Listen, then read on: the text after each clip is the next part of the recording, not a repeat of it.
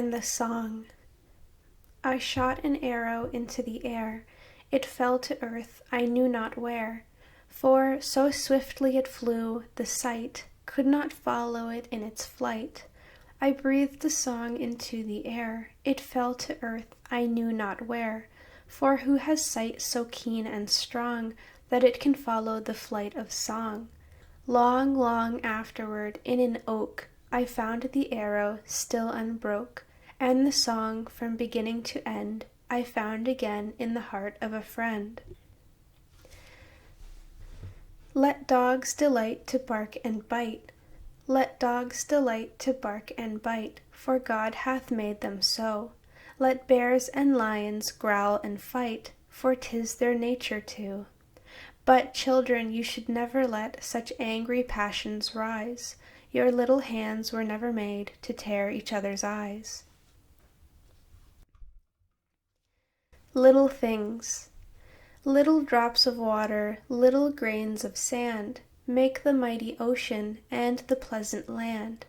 Thus the little minutes, humble though they be, make the mighty ages of eternity. True royalty. There was never a queen like Balkis, from here to the wide world's end, but Balkis talked to a butterfly as you would talk to a friend. There was never a king like Solomon, not since the world began, but Solomon talked to a butterfly as a man would talk to a man. She was queen of Sabea, and he was Asia's lord, but they both of them talked to butterflies when they took their walks abroad. My shadow. I have a little shadow that goes in and out with me, and what can be the use of him is more than I can see. He is very, very like me from the heels up to the head, and I see him jump up before me when I jump into my bed. The funniest thing about him is the way he likes to grow, not at all like proper children, which is always very slow, for he sometimes shoots up taller like an India rubber ball, and he sometimes gets so little that there's none of him at all. He hasn't got a notion of how children ought to play, and can only make a fool of me in every sort of way. He stays so close beside me, he's a coward, you can see. I'd think shame to stick to Nursey as that shadow sticks to me. One morning very early, before the sun was up, I rose and found the shining dew on every buttercup.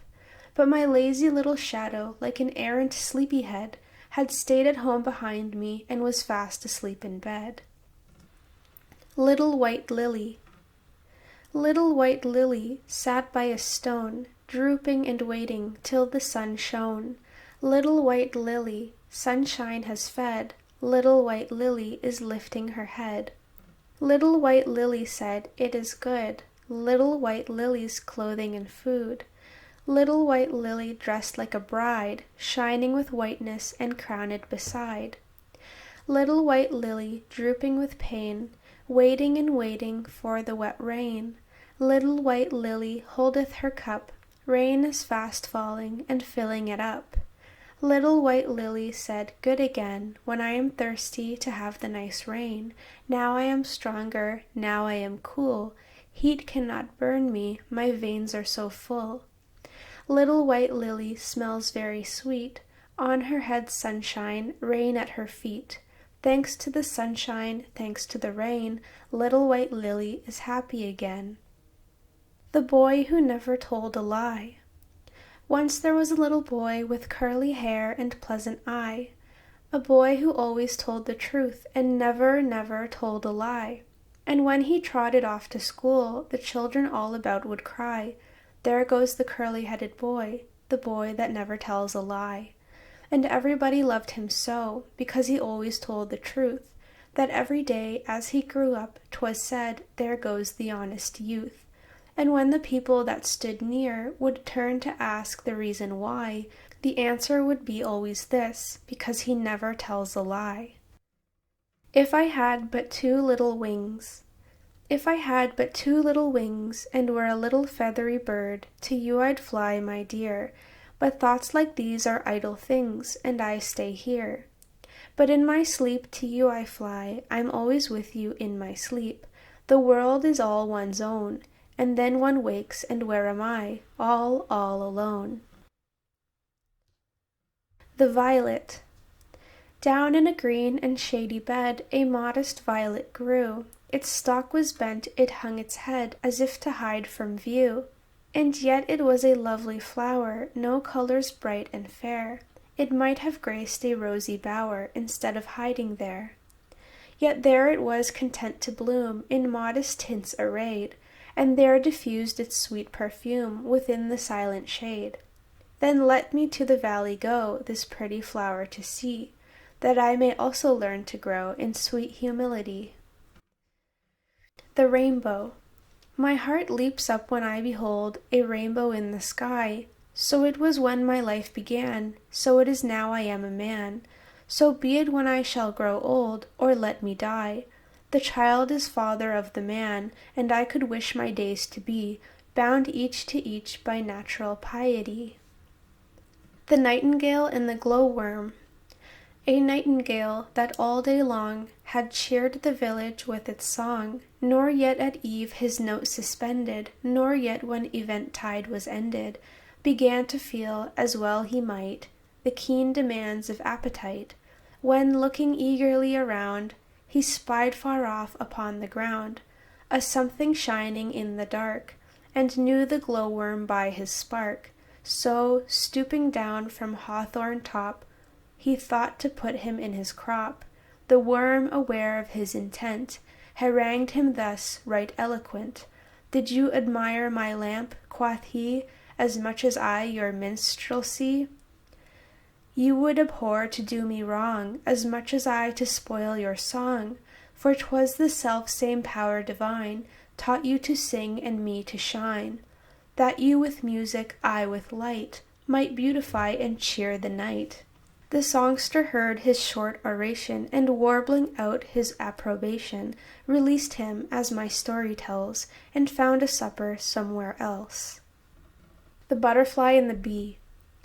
Methought I heard a butterfly say to a labouring bee, Thou hast no colours of the sky on painted wings like me. Poor child of vanity, those dyes and colours bright and rare, with mild reproof the bee replies, are all beneath my care. Content I toil from morn to eve, and scorning idleness, to tribes of gaudy sloth I leave the vanity of dress. Buttercups and Daisies. Buttercups and daisies, oh the pretty flowers, coming ere the spring-time to tell of sunny hours. While the trees are leafless, while the fields are bare, buttercups and daisies spring up here and there. Ere the snowdrop peepeth, ere the crocus bold, ere the early primrose opes its paly gold. Somewhere on the sunny bank buttercups are bright, somewhere among the frozen grass peeps the daisy white. Little hardy flowers, like to children poor, playing in their sturdy health by their mother's door. Purple with the north wind, yet alert and bold, fearing not and caring not, though they be a cold. What to them is winter? What are stormy showers? Buttercups and daisies are these human flowers. He who gave them hardships and a life of care, gave them likewise hardy strength and patient hearts to bear. The rainbow. Triumphal arc that fills the sky, when storms prepare to part, I ask not proud philosophy to teach me what thou art, still seem as to my childhood's sight a midway station given, for happy spirits to alight betwixt the earth and heaven. Ingratitude. Blow, blow, thou winter wind, thou art not so unkind as man's ingratitude. Thy tooth is not so keen because thou art not seen, although thy breath be rude. Freeze, freeze, thou bitter sky, thou dost not bite so nigh as benefits forgot. Thou though the waters warp, thy sting is not so sharp as friend remembered not. The noble nature. It is not growing like a tree in bulk doth make man better be, or standing long in oak 300 year, to fall a log at last, dry, bald, and sere. A lily of a day is fairer far in May, although it fall and die that night, it was the plant and flower of light. In small proportions we just beauties see, and in short measures life may perfect be. The Sandpiper. Across the lonely beach we flit, one little sandpiper and I, and fast I gather bit by bit the scattered driftwood, bleached and dry. The wild waves reach their hands for it, the wild wind raves, the tide runs high, as up and down the beach we flit, one little sandpiper and I. Above our heads the sullen clouds scud black and swift across the sky. Like silent ghosts in misty shrouds stand out the white lighthouses high. Almost as far as eye can reach, I see the close-reefed vessels fly. As fast we flit along the beach, one little sandpaper and I. I watch him as he skims along, uttering his sweet and mournful cry. He starts not at my fitful song, nor flash of fluttering drapery. He has no thought of any wrong, he scans me with a fearless eye. Stanch friends are we, well tried and strong, the little sandpiper and I. Comrade, where wilt thou be tonight, when the loosed storm breaks furiously? My driftwood fire will burn so bright, to what warm shelter canst thou fly? I do not fear for thee, though wroth the tempest rushes through the sky. For are we not God's children both, thou little sandpiper and I? I wandered lonely as a cloud. I wandered lonely as a cloud that floats on high o'er vales and hills, when all at once I saw a crowd, a host of golden daffodils, beside the lake beneath the trees, fluttering and dancing in the breeze, continuous as the stars that shine and twinkle on the Milky Way.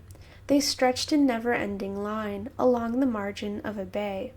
10,000 saw I at a glance, tossing their heads in sprightly dance. The waves beside them danced, but they outdid the sparkling waves in glee. A poet could not but be gay in such a jocund company. I gazed and gazed, but little thought what wealth the show to me had brought. For oft, when on my couch I lie, in vacant or in pensive mood, they flash upon that inward eye, which is the bliss of solitude, and then my heart with pleasure fills, and dances with the daffodils. A life on the ocean wave. A life on the ocean wave, a home on the rolling deep, where the scattered waters rave, and the winds their revels keep. Like an eagle caged I pine on this dull unchanging shore. Oh, give me the flashing brine, the spray and the tempest's roar. Once more on the deck I stand of my own swift gliding craft. Set sail, farewell to the land, the gale follows fair abaft. We shoot through the sparkling foam like an ocean bird set free. Like the ocean bird our home we'll find far out on the sea. The land is no longer in view, the clouds have begun to frown, but with a stout vessel and crew we'll say, let the storm come down. And the song of our hearts shall be, while the winds in the waters rave, a home on the rolling sea, a life on the ocean wave. Silent hour. Whoever weeps somewhere out in the world, weeps without cause in the world, weeps over me. Whoever laughs somewhere out in the night, laughs without cause in the night, laughs at me. Whoever wanders somewhere in the world, wanders in vain in the world, wanders to me. Whoever dies somewhere in the world, dies without cause in the world, looks at me. Solitude. Solitude is like a rain that from the sea at dusk begins to rise. It floats remote across the far-off plain, upward into its dwelling place, the skies. Then over the town it slowly sinks again, like rain it softly falls at that dim hour, when ghostly lanes turn toward the shadowy morn, when bodies weighed with satiate passion's power. Sad, disappointed from each other turn, when men with quiet hatred burning deep, together in a common bed must sleep. Through the grey, phantom shadows of the dawn, lo, solitude floats down the river wan. The Rose. Red rose, proud rose, sad rose of all my days, come near me while I sing the ancient ways. Cuchulain battling with the bitter tide, the druid grey wood-nurtured, quiet-eyed, who cast round Fergus dreams and ruin untold, and thine own sadness whereof stars, grown old, in dancing silver sandaled on the sea, sing in their high and lonely melody. Come near, that no more blinded by man's fate, I find under the bows of love and hate, in all poor foolish things that live a day, eternal beauty wandering on her way.